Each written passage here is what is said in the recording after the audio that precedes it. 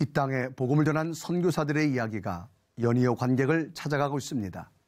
지난달 서서평 선교사의 영화에 이어서 이번에는 토마스 선교사를 다룬 뮤지컬이 관심을 모으고 있는데요. 뮤지컬 그 사랑, 박예명 아나운서가 전해드립니다. 27세라는 젊은 나이에 순교하기 전 건넨 성경책으로 조선 땅에 복음의 씨앗을 뿌린 로버트 저메인 토마스 선교사의 일생을 담은 뮤서트 그 사랑이 열리고 있습니다. 그 사랑은 다음 세대를 위한 무료 공연 그의 나라를 찾아서를 제작한 바이블 루트가 작년 세대를 위해 준비한 공연인데요. 장년들을 위한 웰메이드 유료 공연과 다음 세대의 복음화를 연결하기 위한 첫 번째 프로젝트로 마련됐습니다. 그 히즈쇼 가족 뮤지컬 그의 나라를 찾아서 연장 공연이나 이런 공연들을 전국적으로 다시 순회를 좀 해야 되겠다라는 생각이 들었는데 장년들을 위한 공연을 만들어서 그 수익금으로 아이들한테 복음을 전하자라는. 뮤서트 그 사랑은 토마스 선교사의 순교 장면으로 시작하는데요. 현재를 살고 있는 스토리텔러가 토마스 선교사가 전한 성경을 집어들고 과연 이 성경이 목숨을 걸 만큼 큰 가치가 있는지 질문을 던집니다. 그리고 기나긴 기독교의 역사를 되짚어보며 우리의 인생과 하나님 나라를 이야기하죠. 바로 이 이야기가 뮤지컬과 콘서트가 혼합된 새로운 장르로 관객들에게 전해지는 겁니다. 네, 궁금하시죠? 히즈쇼 가족 뮤지컬 그의 나라를 찾아서 팀이 불렀던 태초의 하나님이라는 노래, 그 노래로 대신하기로 했습니다. 기대하세요.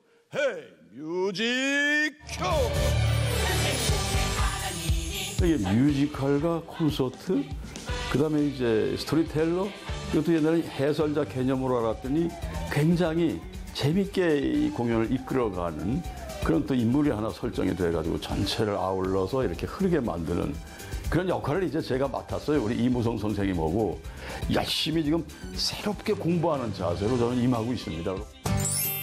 스토리텔러 역에는 진정성 있는 연기로 관객들의 사랑을 받고 있는 무대 위 베테랑 임동진과 친근한 이미지로 꾸준한 활동을 이어오고 있는 가수 이무송이 더블 캐스팅됐는데요.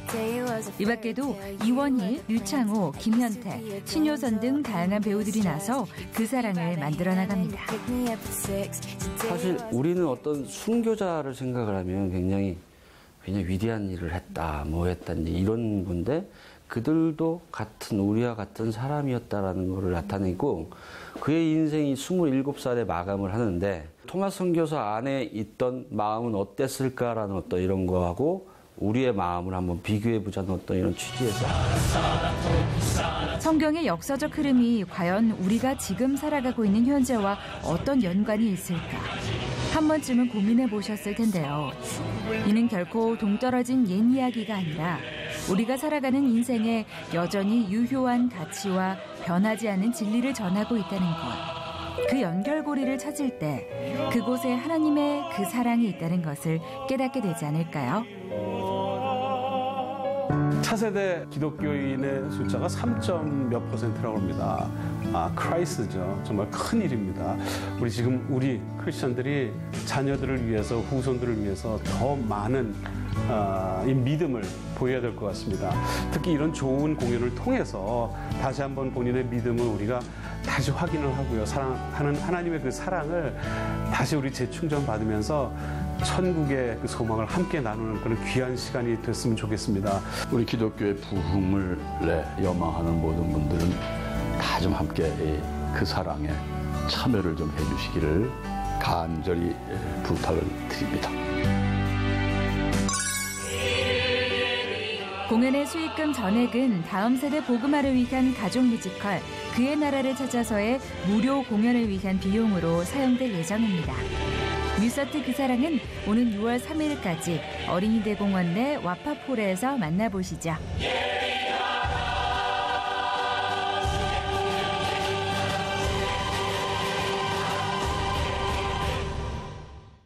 독특한 진행 방식이어서 관객들이 더욱 흥미롭게 봤을 것 같습니다. 박유명 아나운서 스튜디오에 나왔습니다. 안녕하세요. 네, 목사님 안녕하세요. 소개 좀 해주시죠. 네, 목사님 말씀해 주신 대로 이 뮤지컬 그 사랑은요. 뮤지컬과 콘서트 그리고 스토리텔링이 결합된 매우 독특한 형식의 그런 공연이었습니다. 네, 특히 스토리텔러 역의 배우 임동진 씨와 가수 이무송 씨가 나서서 관객들의 좋은 반응을 불러일으켰는데요. 제가 특별히 또 이무송 씨를 직접 만나고 왔습니다. 어떻게 이 뮤지컬에 함께하게 되셨는지 화면으로 함께 만나보시죠. 네, 안녕하세요. 안녕하세요. 네, 자, 정말 귀한 발걸음 해주셨어요. 시청자 방송에 처음이시라고요. 예, 기다리는데 그동안 안 와주시더라고요. 아이고, 저희가. 그래서 이제 찾아주셔서 감사합니다. 네.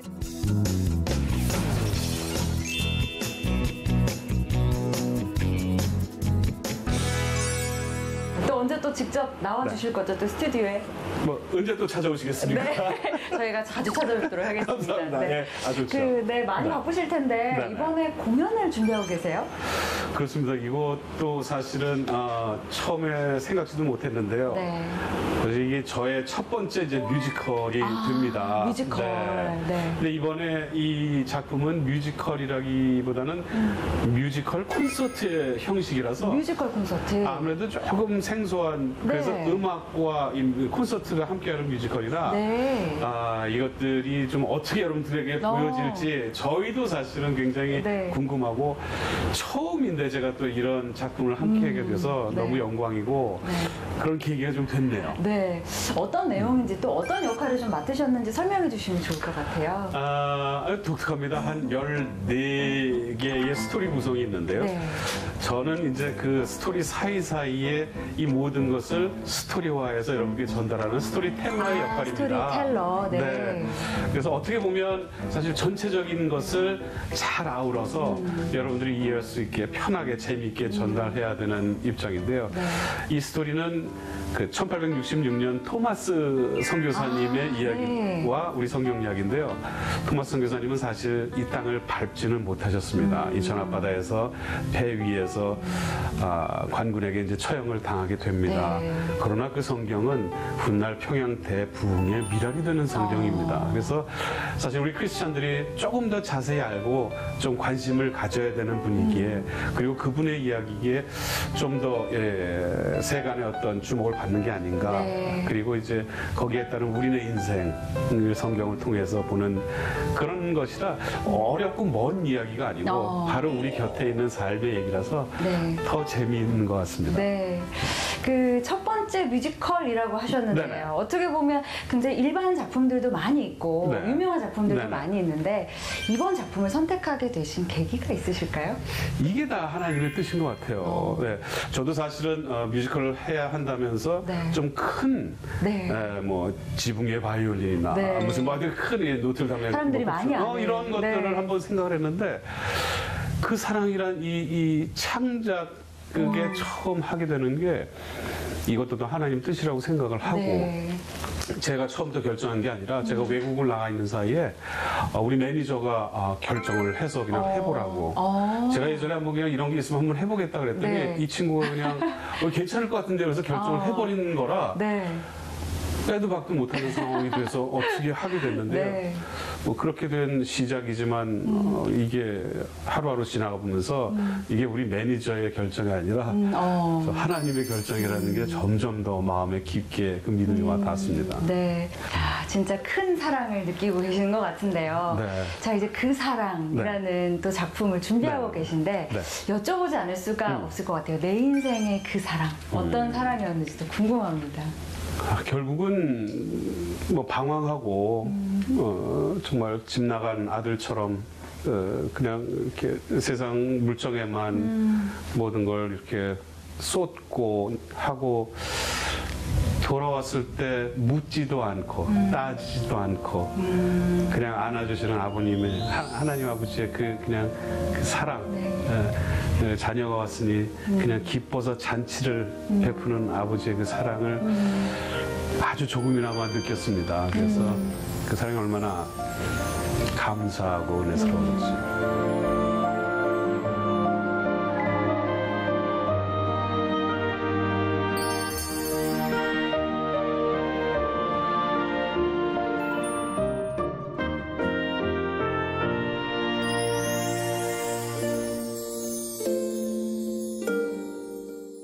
앞으로 어떤 또 공연 외에 어떤 활동 계획 있으신지도 좀 나눠주시면 좋을 것 같아요. 기도 제목도 좋고요. 이런 그 질문이 날 때 참 마음이 어렵습니다. 네. 아직까지 가수 이무송이라고 소개를 해서 너무 감사하고. 그 목소리를 또 궁금해하시고 기다리시는 분들도 많으시거든요. 앨범 나온 지가 언제예요 벌써? 매년 앨범을 내겠다고 거짓말 아닌 거짓말해서 너무 죄송한데 사실은 이번에도 이거 아니었으면 바로 앨범이 나왔을 거예요. 올해. 준비 중이셨어요? 92년도 앨범이 나왔으니까 지금 몇 년?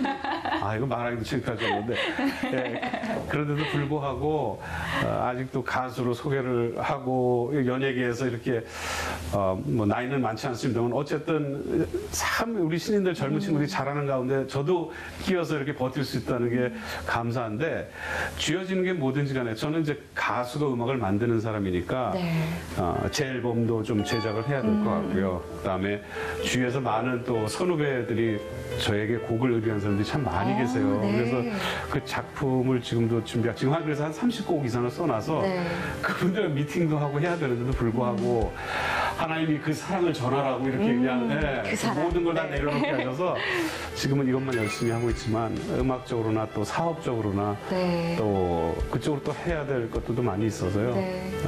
마음이 좀 복잡하고 좀 바쁩니다.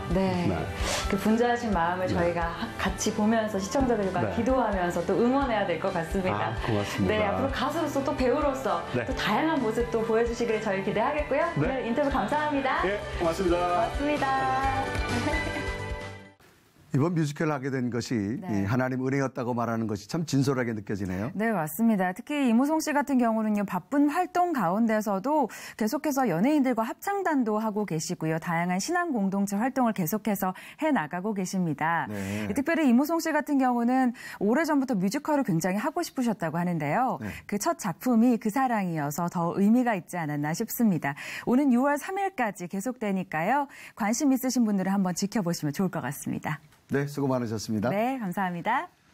계속해서 한 주간의 간추린 문학의 소식 전해드립니다. 제21회 부산국제영화제와 제18회 전주국제영화제에 공식 초청된 길입니다. 길은 외로운 노년을 맞은 3명의 주인공이 운명처럼 하나의 인연으로 연결되는 내용을 그린 옴니버스 휴먼 드라마인데요. 부모님과 함께 봐야 할 작품으로도 관객들의 호평을 받고 있다고 하네요. 정인봉 감독이 메가폰을 잡았고요.